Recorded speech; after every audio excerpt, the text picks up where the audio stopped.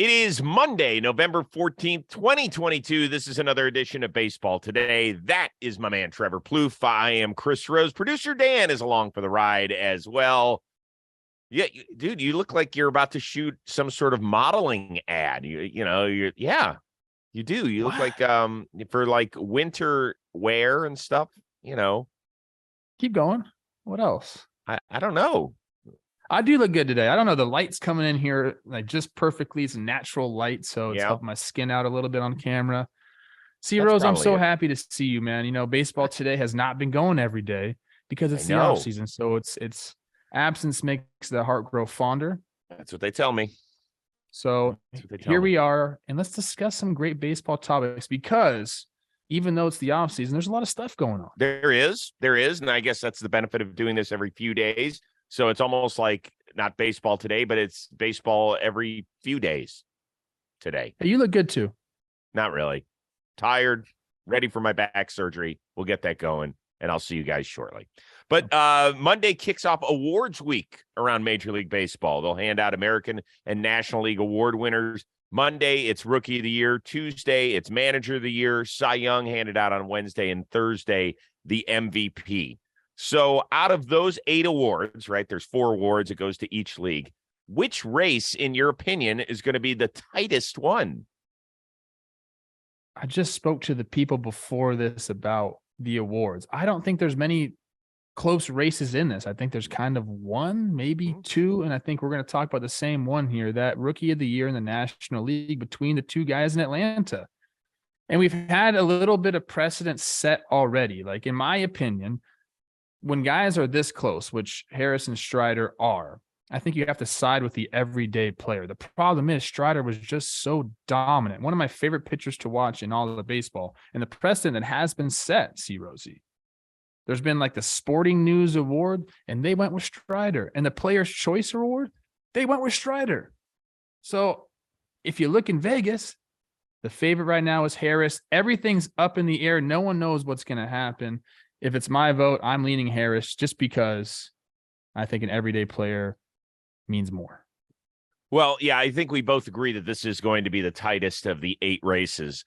It's interesting because they both kind of put their stamp on this team and the National League beginning in late May. I mean, Strider had been around, but he was kind of a bullpen piece. Then they moved him to the rotation, and then he took off, right? He was one of 11 pitchers to strike out at least 200 hitters. But he had about 35 fewer innings than the next closest guy who had 200 strikeouts, and that was Shohei Ohtani. So really an amazing job by him. But as for Harris, he did it on both sides of the ball, right? OPS in the mid-800s, played Gold Glove type center field out there, gave them some stability and some pop from the left side of the dish. I would vote Harris by a small margin, but I think Strider ends up winning this one by a razor-thin margin. I could see it going either way. Here's my point, and I guess counter to why I think Harris should win. Strider has benefited from Harris's strong defense in center field. Yes, I know he's a strikeout pitcher, but Harris has helped him out. So in that aspect, I think you just kind of push it towards that everyday player. Maybe I'm biased, Chris. Maybe. But real quickly, why don't we just do our votes? Rookie of the Year, Harris for both of us. I think Strider's going to win. Who do you think is going to win? If we're going by who we think is going to win? Yes. I think they're going to confuse everyone. I think Harris does win. How about that? Okay, good. American League, J-Rod? Yes. Right? Okay, we both agree there. Managers of the Year. I haven't even given that any thought. I got to be honest with you. Okay. Well, I think it's Buck based on what he did. Okay. I think he beats out Dave Roberts in that category. In the American League, I do think that Brandon Hyde gets it, although I'm not being biased here.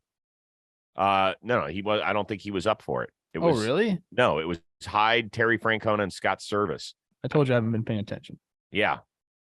How about Cy Young? Did you pay attention to those? Sure. Sandy and Justin. And Verlander. And then MVP, Judge, and Goldschmidt. Yeah, but I mean, you know how I feel about the MVP award in the American League, but I think Judge is going to run away with it, seeing what's happened and on the precedents set there. But yeah, Goldie in the National League as well. Okay, there you go. Those are our award winners, but we'll check back at the end of the week. You mentioned Dusty Baker, who is not up for Manager of the Year, but he did finally get to lift that Commissioner's Trophy as a world champion. He is back to Houston on a one-year deal. However, James Click, the GM, is out after refusing a one-year deal of his own. How big a deal is this? I don't think it's that big of a deal when you're talking about the future of the Houston Astros. I think it's a decent sized story. If you just kind of look at it from an outsider's perspective, you're like, this guy has done really well in his trades and the Astros play on the field, obviously coming off a series title. But in the end, we're dealing with human beings here. So Crane, the owner, he's very much involved. And, I think and I don't know this, but it seems to me like behind the scenes, there was probably some stuff going on. And if Crane doesn't like you, or like he had a spat and he's decided to move on, guess what? He can move on.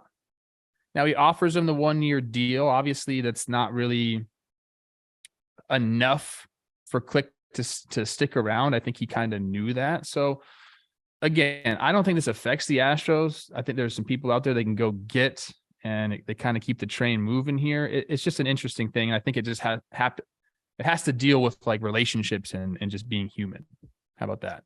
Yeah, I mean, that's it exactly. And by the way, it's very difficult to tell billionaires what to do. Yeah. It just is. Doesn't really work out. Does Jim Crane turn into the Jerry Jones of the baseball world? I don't know, but he is a former college pitcher. And so he probably feels like he understands the sport much better than 29 other owners out there. And yeah, I would tip my cap to him in that area. Everything you read from a ball player standpoint makes it sound like he is an outstanding owner, right? I mean, he spends money, he gives them what they need, he treats them well. You really won't find a lot of ball players in that clubhouse that'll say anything bad about their owner. This is a personality and a philosophical difference, and I understand that. And for people that say, well, what did James Click do? I mean, this was really Jeff Lunau's team. Yes, he put about 70% of the World Series roster together, but something that James Click did was build this entire bullpen, essentially, right? I mean, I think they traded for Presley before Click got there.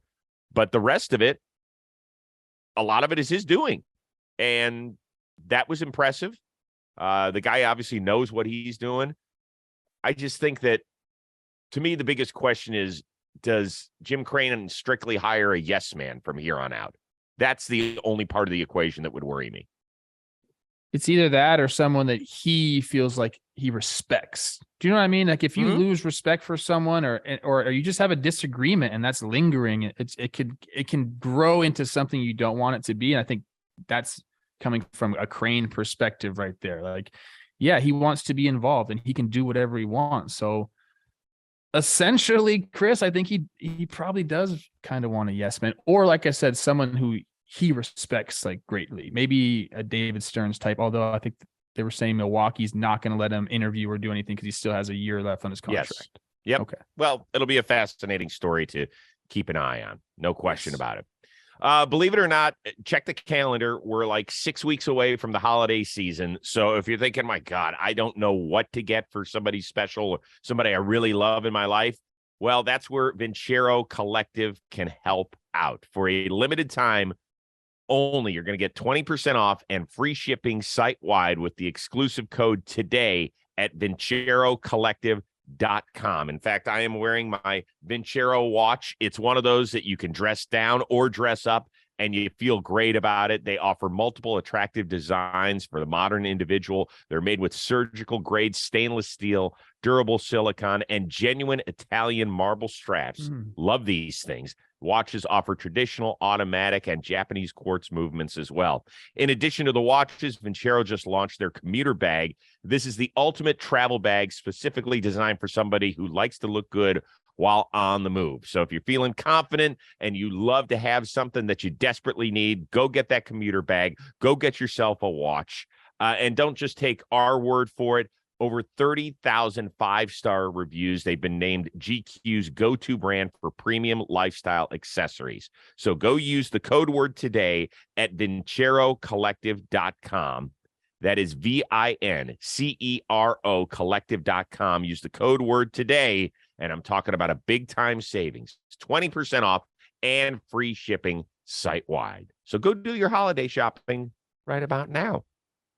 Speaking of doing some shopping, the New York Yankees, who were swept in the ALCS, I'm sure they'll be doing some work in the free agent market. But of course, the big question is, will Aaron Judge return to the boogie down? Well, Meredith Marakovitz of Yes Network had a sit down with the owner. Here's what he said about his relationship with Aaron Judge. I have had more than one conversation with Aaron since the season ended. I'll leave it at that. Very positive conversation. Do you feel confident that he is going to wind up in pinstripes? I have made it clear to him that is our wish. He means a lot to this organization, and I've made it clear to him we're going to do everything we can to make that happen.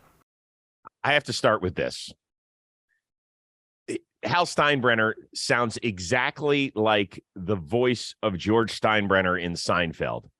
If you ever listen, remember George Costanza was like the assistant to the traveling secretary or whatever. And the voice of George Steinbrenner, he sounds exactly like the voice from the show. Go find a clip on YouTube and listen to it. I can't help every time I close my eyes and hear that. But what do you think about what he said?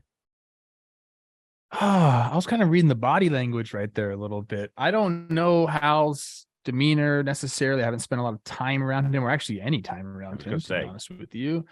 But that didn't seem like a confident man right there, talking about re-signing Aaron Judge. Although I do believe he does end up back with the Yankees, but he's going to entertain other offers. And the Yankees are going to have to go above and beyond to get this guy, because there are a couple organizations that are going to do that.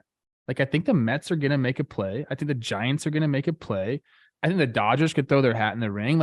There are teams out there who obviously covet this guy, and the Yankees, it's too perfect of a marriage for them not to just go out and keep him in pinstripes. You have to do that, and you have to act like the Yankees, I think. I know that's kind of a vague statement, but I think it holds true here. You can't let this guy, a homegrown talent, just walk, across the neighborhood here or across the country. You got to keep him in the Bronx. And I think they will. But that body language, as of right now, not so confident. Is there any other team where Aaron Judge would be at least as valuable as he is to the New York Yankees? If he came to the Dodgers, I think it would be a nice luxury for them. But I think that they could win 111 games in the regular season with or without him. And come playoff time, it feels like such a coin flip at times that I don't know if he would make a huge difference. He could get smoking hot, or he could be ice cold like he was at times during the playoffs this year. So is there another franchise? Is it San Francisco where they say, hey, listen, we went from 107 wins to a 500 team. He would put asses in the seats and he would put wins on the board for us. Yeah, I think he makes a lot of sense for San Francisco, and they've been very vocal about their, desire for him. So he's a game changer, Chris. I mean, look at his year he had. It was absolutely incredible. The offensive output is matched by nobody in the league right now. So he's a game changer for a lot of teams. I think the Yankees know that. They know there's suitors out there, and he's just going to have to open up the freaking checkbook, dude. Let me throw this one at you. Okay. If he goes from the Bronx to Queens, does he flip the interest level in the squads? Do the New York Mets become the bigger ticket in town than the New York Yankees? I don't know the dynamic there that much. I'm in LA, so I can kind of think about it that way. The Clippers have been a better team than the Lakers a lot. But the Lakers are still the draw no matter what. And I think there's still a little bit of that in New York, where the Yankees are the Yankees, and they still have some pieces there. Obviously, Garrett Cole's there. He is the face there. If Judge leaves, he's already kind of the face. And they'd be able to be a competitive team. So I don't think it completely flips and now all of a sudden the Mets are the talk of the town, although they will be the talk of the town. So I don't even know what I'm saying. Well, I think that they would be the talk of the season. I mean, obviously you can't measure. There is no fair fight in terms of championships and World Series appearances and tradition and history. None of that would change. We understand that. But in terms of just interest in the team and the storyline in 2023, I could see it flipping. Yes, I don't think the Mets are on the same level as the Clippers are in LA. Am I wrong about that? They're at a higher level than that. Right, because the Clippers have never advanced past like the semifinals, the conference semifinals, let alone won anything. They haven't been to a conference finals, I think. That's just the analogy that I have because I see that it's a good dynamic. one. Yeah. I think that's a good one. That's a good one. By the way, my gut tells me that he returns as well. Is there a 2 or a 3 at the beginning of his contract? Whoa. What are they out from? 7 years, 213. 213. I think there could still be like a high 2 there. I think he wants somewhere closer to like 37, 38, pushing like that. In that same time frame, it's still under 300 million. Yeah, I believe. I think it's probably 280-ish. That's what I would say. You want to know something funny? His agent is like my dad and my uncle like grew up with this guy, and like I almost went with him out of high school. I signed with CAA or not CAA, my agent now instead. But Paige Odell could have been my agent too. Wow. Maybe I'll break the news. I think it's a good idea. Yeah. I would actually play for a cut of the pie instead of breaking the news, but that's me. John Paul Morosi says that the Cubs have made contact with each of the big 4 free agent shortstops. Do you think one of them lands on the north side of Chicago? I think there's a chance. The problem with that is there's a lot of suitors for these top shortstops. And I know they're going to cost a lot of money, but the teams, the organizations that need shortstops right now, I mean, there's some players out there. San Francisco has constantly said, we are here to spend money. So San Francisco, Atlanta, the Dodgers, Seattle, Boston, Chicago, Philadelphia. I mean, there's a laundry list of teams that are looking for these shortstops that can spend money. I think Chicago is a desired destination. They will have to show these guys like a path to getting back to the playoffs and being competitive again, because some of these other organizations aren't going to have to do that. It's plug in, let's go. We're going to the playoffs no matter what. And then when you get to this point and you're one of these guys, that's all you want. So they're going to have to throw the money out there, which I think they could do, but they're also going to have to prove that, hey, we're going to be in the playoffs while you're here. Yeah, unless you've already won, which all 4 of these shortstops have done. I mean, they've all won. They've all won rings. They're going to command long contracts. You don't want to just go rot away somewhere. You don't. Especially know. if the money is similar. So, okay, let me rephrase, Your Honor. Unless they've already won and could have an early opt-out. Okay.